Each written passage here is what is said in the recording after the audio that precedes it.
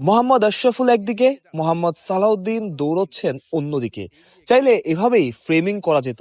ক্যামেরায় যা দেখানো হয় মানুষ তো দেখে তাই, বিশ্বাস করে অনেক ক্ষেত্রে সবটাই। তবে গল্পটা আসলে ভিন্ন। আশরাফুলের কাঁধে সালাউদ্দিনের হাত।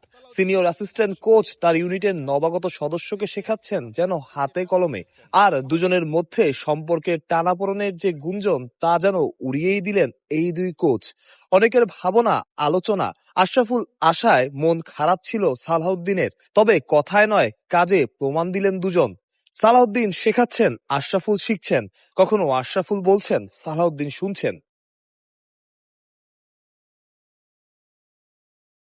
একটা ইন্টারভিউতে আশরাফুল বলেছিলেন যা তার সারাংশ এমন: মুশফিকুর রহিমকে ভুল ধরিয়ে দিতে সংকোচ হয় তার, কি না কি আবার মনে করে বসেন মুশফিক। তবে এবার আর কোনো সংকোচ রাখেননি আশরাফুল, ছুটে গেছেন মুশফিকের কাছে। কোচ হয়ে প্রথম দিন যেন আশরাফুল সেরে নিলেন পরিচয় পর্বটাই।